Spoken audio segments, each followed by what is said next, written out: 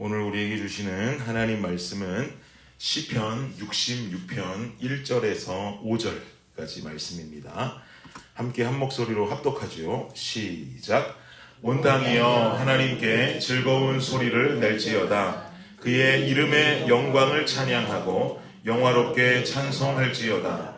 하나님께 아뢰기를 주의 일이 어찌 그리 어미하신지요.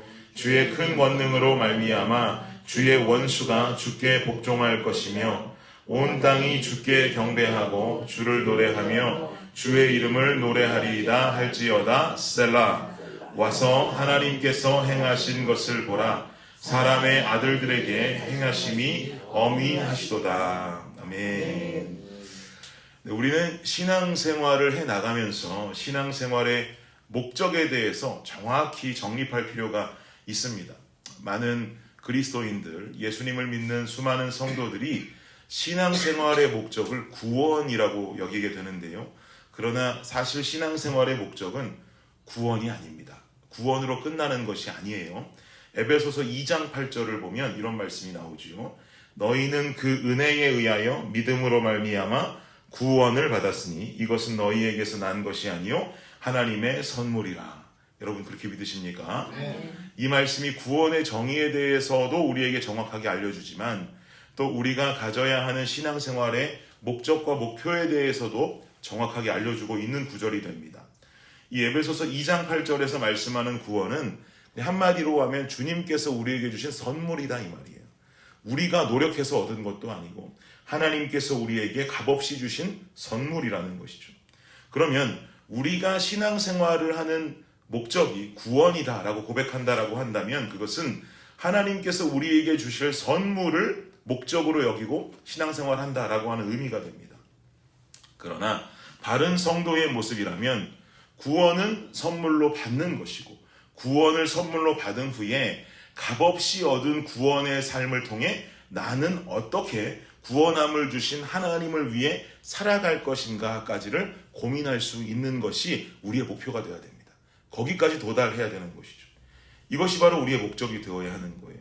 구원을 선물로 받은 내가 구원을 선물해 주신 하나님을 위해서 어떻게 살 것인가. 그럼 구원을 선물로 받은 우리가 하나님을 위해서 살아가는 방법, 해야 하는 것은 무엇일까요?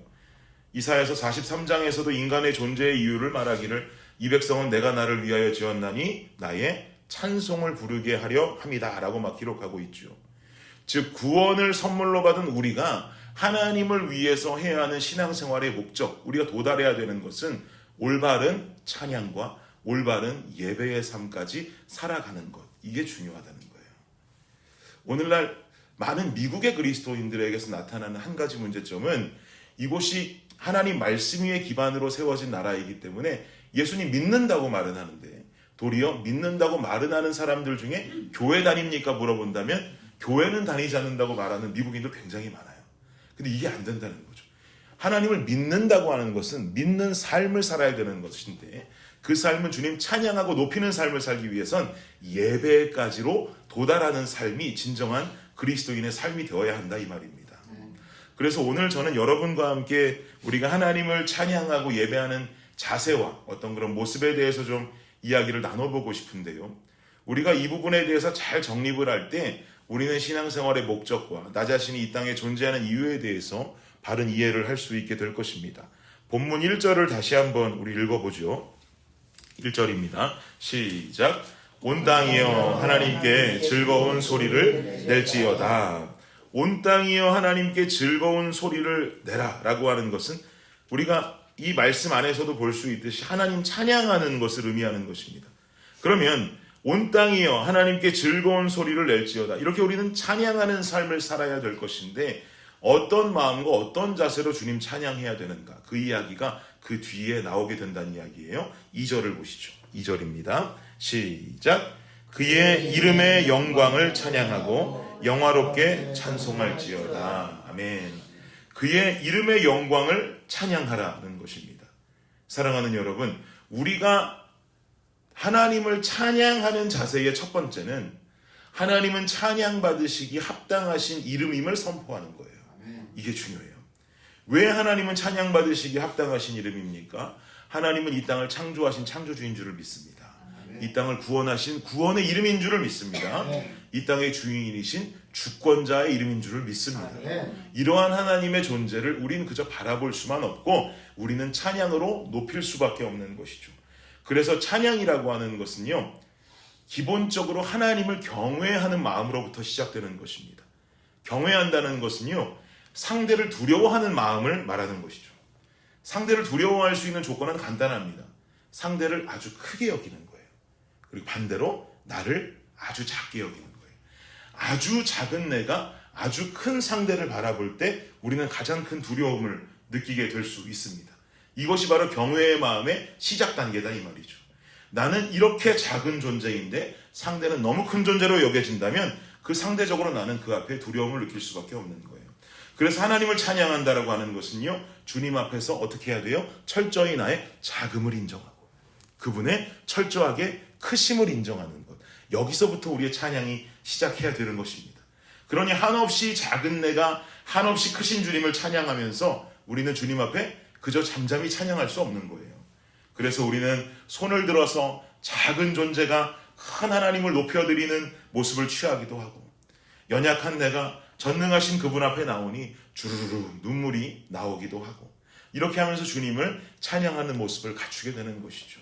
그래서 손을 들고 찬양하고 눈물을 흘리며 찬양하는 이 모든 것이 하나님 경외하는 마음으로부터 비롯된다는 것입니다.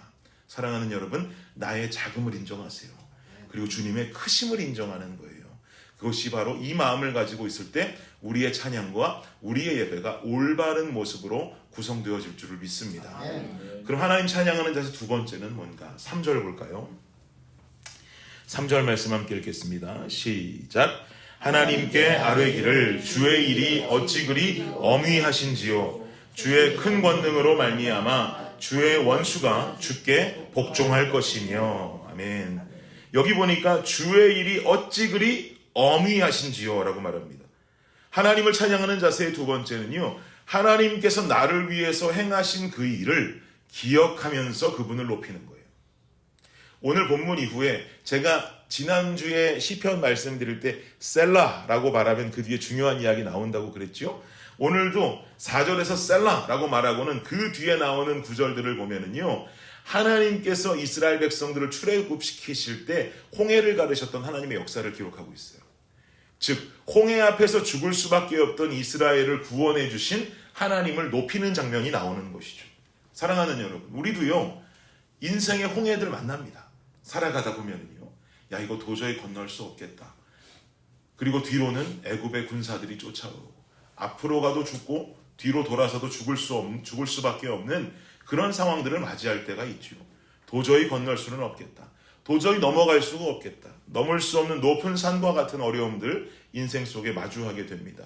그러나 우리가 이런 상황 속에서도 하나님을 찬양할 수밖에 없는 이유는 나의 인생 앞에 넘지 못할 높은 산이 있지만 내 인생을 돌아보니 도저히 넘지 못할 그 많은 산들을 지금까지 넘어오게 하신 하나님의 살아있는 역사가 있더라는 거죠.